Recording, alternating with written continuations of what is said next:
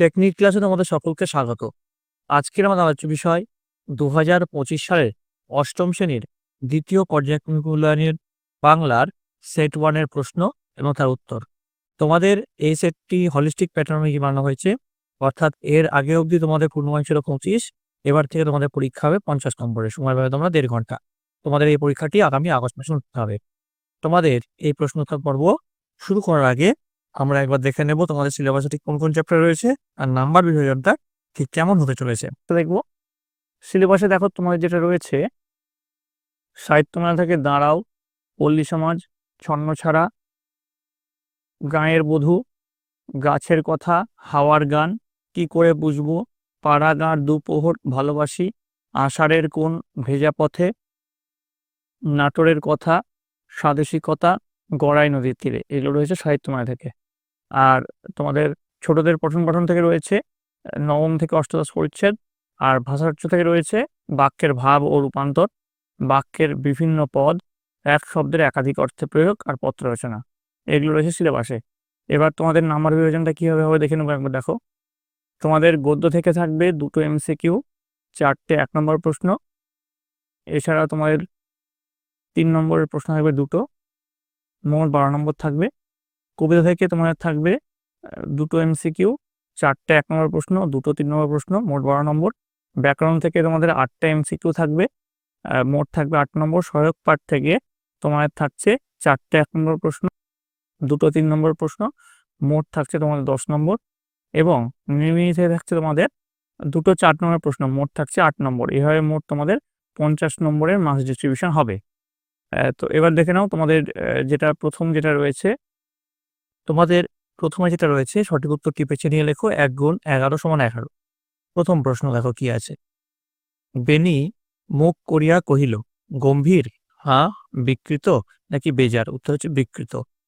পরের প্রশ্ন, বাড়ি ফিরিয়া সারা রাত্রি তাহার ঘুম হইল না, কার ঘুম হলো না? রমেশের নাকি বেনির নাকি রমার নাকি হাল্লার মহাশয়ের? উত্তর হচ্ছে রমার। পরের প্রশ্ন, ঘেঁষবেন না ওদের কাছে, ওদের কাছে ঘেঁষা উচিত নয় কারণ হচ্ছে যে অপশন, নেই রাজ্যের বাসিন্দা। পরের প্রশ্ন, গাছের জীবন মানুষের জীবনের কি? উত্তর লিখবে ছায়া মাত্র। পরের প্রশ্ন, রৌদ্রে যেন গন্ধ লেগে আছে, কিসের গন্ধ? উত্তর লিখবে শকুনের। নেক্সট দেখো, নাটোরের কনফারেন্সের বছরটা ছিল ভূমিকম্পের। পরের প্রশ্ন, অপু বাবার সঙ্গে যে শিষ্যের বাড়ি গিয়েছিল তার নাম লক্ষণ মহাজন। পরের প্রশ্ন দেখো, বৃথা সময় নষ্ট করো না, এটি কোন ধরনের বাক্য? এটা হচ্ছে অনুজ্ঞাবাচক। নেক্সট দেখো 1.9, অমিতা বাড়ি গিয়ে ভাত খাবে, রেখাঙ্কিত ক্রিয়াটি হলো অসমাপিকা ক্রিয়া। নেক্সট দেখো কি আছে 10 নম্বর, এ তো নির্ণয় দেবতা নিশ্চয়ই। দাগ দেওয়া পদটি কি ধরনের অব্যয়? এটা হচ্ছে অলংকারের অব্যয়। পরের প্রশ্ন, ওর কথা তুমি বলো না, ওকে কেউ পছন্দ করে না, এটা আমি জানি। এই অংশে সর্বনামের সংখ্যা হলো 5টি। নেক্সট দেখো কি আছে, দইটা এখনো বসেনি, এই বসার অর্থ জমে যাওয়া। এবার পরে যেটা রয়েছে নিচের প্রশ্নগুলি 2-1টি বাক্যে উত্তর দাও। 1 গুণ 12 সমান 12। প্রথম প্রশ্নে চলে যাবো। দেখো, বৃথা সময় নষ্ট করো না অর্থগত দিক থেকে কোন ধরনের বাক্য হয়েছে বলো? উত্তর লিখবে উপদেশমূলক বা অনুজ্ঞাবাচক বাক্য। পরের প্রশ্ন, বকশিসের কথায় কাশীনাথ হেসে ফেলল, না সূচক বাক্যে পরিবর্তন করো। বকশিসের কথায় কাশীনাথ আর হাসি চেপে রাখতে পারল না। পরের প্রশ্ন, সাবাস দারুণ খেলেছো, নিম্নরেখ পদটি কোন শ্রেণীর অব্যয় তা নির্দেশ করে। দেখো এখানে সাবাস এটা হচ্ছে নিম্নরেখা পদ, ঠিক আছে? তো সাবাস হচ্ছে আবেগ সূচক। পরের প্রশ্ন, প্রদত্ত শব্দটি ভিন্ন ভিন্ন অর্থ দেখিয়ে পৃথক 2টি বাক্য ব্যবহার করো। কি সাদা বলেছে, প্রথম ক্ষেত্রে সাদার অর্থ হচ্ছে বর্ণহীন বা শ্বেত, আর বাক্য হচ্ছে আমার একটা সাদা রঙের জামা আছে। 2 নম্বর ক্ষেত্রে অর্থ হচ্ছে সরল, অনাড়ম্বর বা ফাঁকা। বাক্য লিখবে শিক্ষক আমাদের একটা সাদা কাগজে ছবি আঁকতে বললেন। কি রয়েছে দেখো, বাড়িটিকে ভালোবেসে কারা বেড়াতে এলে কিছুক্ষণ থেমে রয়। উত্তর লিখবে বাড়িটিকে ভালোবেসে সন্ধ্যা ও সকালের রঙিন মেঘেরা বেড়াতে এলে আকাশে কিছুক্ষণ থেমে রয়।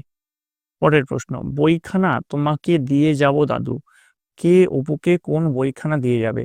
উত্তর লিখবে নরোত্তম দাস বাবাজি অপুকে প্রেম ভক্তি চন্দ্রিকা দিয়ে যাবে। পরের প্রশ্ন, অমন করে কি মারে শেষদি, সেজ ঠাকুরন কেন দুর্গাকে মেরেছিল? উত্তর লিখবে টুনির মায়ের সোনার সিঁদুরের কৌটো চুরির দায়ে। পরের প্রশ্ন, কদিন ধরে সমানে বৃষ্টির আর আশা নেই, বাক্যটিকে অস্তর্থক বাক্যে পরিণত করো। উত্তর লিখবে কদিন ধরে সমানে বৃষ্টি হয়ে চলেছে। নেক্সট কি আছে, চোখ শব্দটিকে শাসন অর্থে ব্যবহার করে একটি বাক্য লেখো। উত্তর লিখবে জমিদারের নায়েব চোখ রাঙিয়ে দরিদ্র প্রজাদের জানিয়ে দিল যে দ্বিগুণ কর দিতেই হবে। পরের প্রশ্ন, আমি লিখি বাক্যটিকে ক্রিয়া বিশেষণ যোগ করে লেখো। উত্তর লিখবে আমি জোরে লিখি। পরের প্রশ্ন, অব্যয় বলতে কি বোঝো? উত্তর লিখবে অব্যয় বলতে বোঝায় এমন একটি পদ যা বাক্যে ব্যবহৃত হওয়ার সময় লিঙ্গ, বচন, কারক বা অন্য কোনো কারণে পরিবর্তিত হয় না। পরের প্রশ্ন, ধাতু কখন ক্রিয়াপদে পরিণত হয়? উত্তর লিখবে ধাতুর সঙ্গে ক্রিয়া বিভক্তি যুক্ত হয়ে ক্রিয়াপদ তৈরি হয়। পরের প্রশ্ন, কম বেশি 60টি শব্দে যে কোনো একটি প্রশ্ন উত্তর দাও। 3 × 1 = 3। প্রথম প্রশ্ন চলে যাব, নানা উপায়ে গাছের বীজ ছড়াইয়া যায়, পাঠ্যাংশ অনুসরণে দুটি উপায়ের কথা লেখো।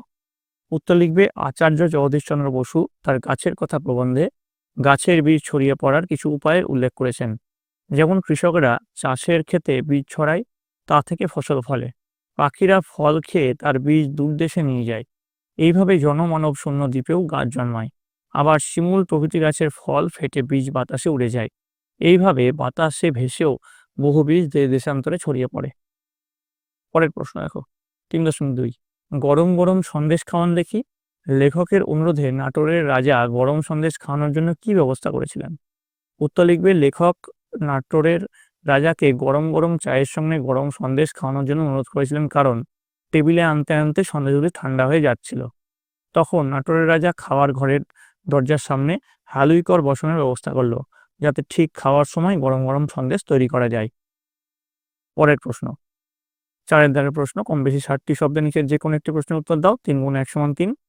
প্রথম প্রশ্নে চলে যাব, মাছ তুলে দ্বীপ জলে কোন কবিতার অংশ? মাছ তুলে দ্বীপ জলে কেন? উত্তর লিখবে এটি হাওয়ার গান কবিতার অংশ। আর মাছ তুলে দ্বীপ জলে কেন, তার উত্তরটা হচ্ছে জাহাজ যখন রাতের অন্ধকারে চলে তখন দূর থেকে তার উপস্থিতি বা অবস্থা নির্ণয়ের জন্য মাছ তুলে দ্বীপ জলে। নেক্সট কি আছে দেখো, 4.2, ড্রাইভার বললে ওদিকে যাব না, ড্রাইভার ওই পথে যেতে কেন যেতে চায়নি আর পরেই বা কেন গেল? 2 যোগ 1 আছে। উত্তর লিখবে উদ্ধৃত অংশটি অচিন্ত্য কুমার সেনগুপ্ত রচিত ছন্নছাড়া কবিতা থেকে গৃহীত। গলির মোড়ে কয়েকজন আড্ডারত বেকার ছন্নছাড়া ছেলে দাঁড়িয়েছিল, যারা ট্যাক্সি ড্রাইভারকে দেখতে পেলেই গাড়ি থামিয়ে লিফট চাইছিল এবং তারপর ড্রাইভারকে বলছিল তাদের এদিক ওদিক ঘুরিয়ে হাওয়া খাইয়ে আনতে। এই আশঙ্কায় ড্রাইভার ওদিকে যেতে চায়নি, কিন্তু পরে শর্টকাট হবে বলে কবি সেদিক দিয়ে ড্রাইভারকে জোর করে নিয়ে গেলেন। তাহলে 2 নম্বর পার্টের উত্তরটাও এখানে হয়ে গেল। নেক্সট দেখো কি আছে, 5 দাগের প্রশ্ন, কম বেশি 60টি শব্দের নিচে যে কোনো একটি প্রশ্ন উত্তর দাও। 5 × 1 = 5। প্রথম প্রশ্ন কি রয়েছে দেখো, রমেশ বেনির কাছে জল বার করে দেওয়ার হুমকি দেওয়ার জন্য অনুরোধ করলো কেন? তারপরে পার্টে আছে বেনি জল বার করতে চায়নি কেন। প্রথম প্রশ্নের উত্তর হচ্ছে শরৎচন্দ্র চট্টোপাধ্যায় রচিত পল্লী সমাজ পাঠ্যাংশে বেনি রমেশের জ্যাঠার ছেলে, উভয়ই একই জমিদারের শরিক। চাষিদের জমি সংলগ্ন জলাশয় আছে, সেটি বাঁধ দেওয়া আছে। অবিরাম বর্ষণে চাষিদের জমি জলমগ্ন হয়ে ফসল পচে যাওয়ার সম্ভাবনা ছিল। জমি রক্ষার্থে বাঁধ কেটে জল বের করা একান্ত প্রয়োজনীয় হয়ে পড়ে। এই কারণে গ্রামবাসীদের দুরবস্থার কথা চিন্তা করে রমেশ বেনি ঘোষালের কাছে এই প্রস্তাব করে।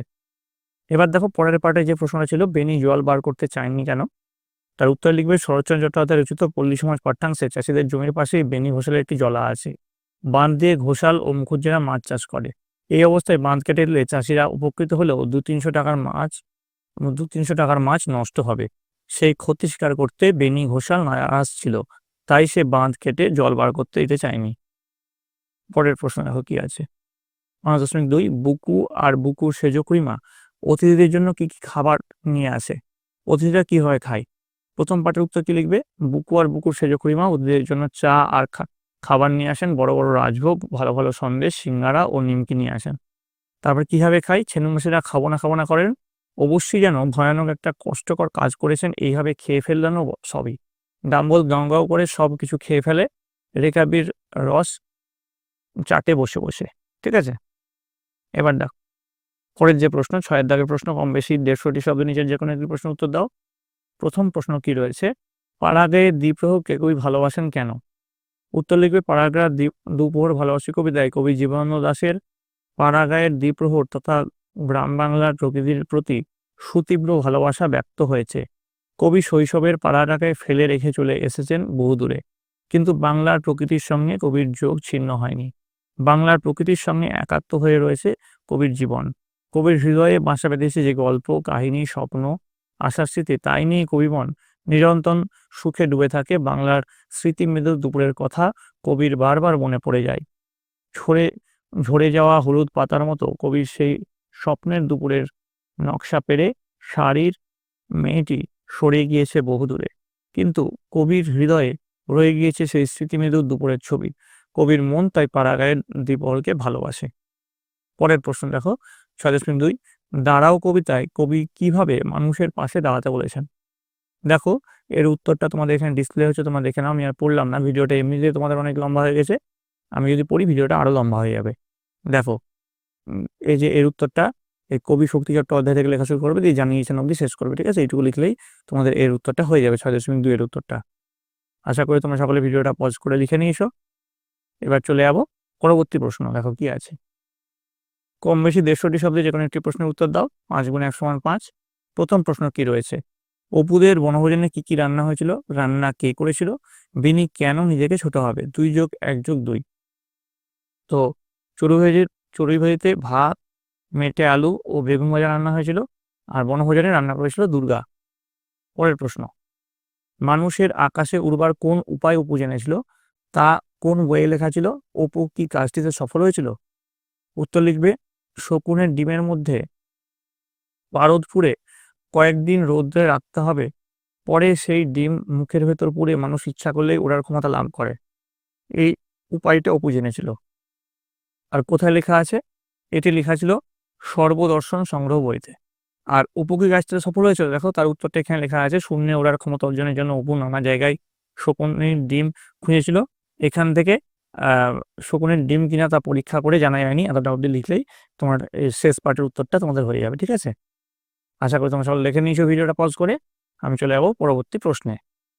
দেখো পরবর্তী প্রশ্ন দেখো কি আছে, হাসপাতালের সামনে জোরে মাইক বাজানো অমার্জনীয় অপরাধ। এই বিষয়ে সচেতনতা গড়ে তুলতে দৈনিক সংবাদপত্রের সম্পাদককে একটি চিঠি লেখো। 5 নম্বর আছে, দেখো প্রথমে মাননীয় সম্পাদক, দৈনিক আজকাল, কলকাতা 7,56,000। বিষয় লেখা আছে, বিষয়টা মাঝখানে লিখবে হাসপাতালের সামনে উচ্চস্বরে মাইক বাজানোয় সচেতনতা বৃদ্ধির আবেদন। যে মহাশয় দিয়ে লেখা শুরু করবে, যেমন করে এখানে লেখানো হচ্ছে। আমি একটু ভিডিওটা ফাস্ট ফরওয়ার্ড করে দিচ্ছি। যেমন করে এখানে তোমাদের লেখা হচ্ছে ঠিক একইভাবে তোমরা এই উত্তরটা লিখে ফেলবে। ঠিক আছে, যদি তোমাদের মোবাইলে দেখতে অসুবিধা হয় ভিডিওটা পজ করে একটু জুম করবে, তাহলে কিন্তু মোবাইলে সুন্দর করে তোমার দেখতে হবে। আশা করি তোমরা সকল দেখে নিয়েছো। এবার দেখো অথবাতে কি আছে, তোমার অঞ্চলে যত্রতত্র আবর্জনা স্তূপ। সংশ্লিষ্ট দপ্তরের দৃষ্টি আকর্ষণ করে একটি বহুল প্রচারিত সংবাদপত্রের সম্পাদককে চিঠি লেখো। তারিখ 1/5/2025। মাননীয় সম্পাদক সমাবেশ, দৈনিক প্রভাকর, 7 দত্ত লেন, হাওড়া। বিষয় হচ্ছে যত্রতত্র আবর্জনা স্তূপ সরানোর অনুরোধ। দেখো এই চিঠির বইটা তোমাদের ডিসপ্লে হচ্ছে, তোমরা লিখে নিও। এবং শেষে লিখবে নমস্কারান্তে শ্রীকান্তি সরকার, কদমতলা, হাওড়া। নাম লিখবে তোমাদের নিজস্ব নাম দিয়ে, এইভাবে তোমরা চিঠি লেখা শেষ করবে। ঠিক আছে, ভিডিওটা পজ করে তোমরা দেখে নিও, আমি আর পড়লাম না। এবার দেখো এই ছিল তোমাদের অষ্টম শ্রেণীর দ্বিতীয় পর্যায়ক্রমিক মূল্যায়নের বাংলার হলিস্টিক প্যাটার্ন অনুযায়ী প্রশ্ন এবং তার উত্তর। তোমাদের যদি এই ভিডিওটা ভালো লেগে থাকে অবশ্যই একটু লাইক করবে, বন্ধুদের কাছে অনেক অনেক শেয়ার করবে। এর পরবর্তীতে তোমরা কোন সাবজেক্টের প্রশ্ন উত্তর চাও সেটা অবশ্যই কমেন্টে লিখে জানাবে, এবং কমেন্টে তোমাদের বিদ্যালয়ের নাম এবং কে কোন জেলা থেকে দেখছো সেটা কিন্তু লিখতে ভুলবে না। আর রাইমার্টিনেও তোমরা কোন স্কুলের প্রশ্ন করতে চাও সেটাও কিন্তু কমেন্ট লিখে জানাবে। তো তোমরা ভালো করে বইটা খুঁটিয়ে পড়ো, তোমাদের জন্য বইয়ের যে তোমাদের কবিতা বা গল্পগুলো আছে তার প্রশ্ন উত্তর ইন্ডিভিজুয়াল ভাবে চ্যাপ্টার ওয়াইজ নিয়ে আসা হবে। তার জন্য তোমাদের সকলকে কিন্তু এই চ্যানেলের সঙ্গে যুক্ত থাকতে হবে। তোমরা সকলে মন দিয়ে পড়াশোনা করো, তোমরা সকলে ভালো থাকো, তোমরা সকলে সুস্থ থাকো।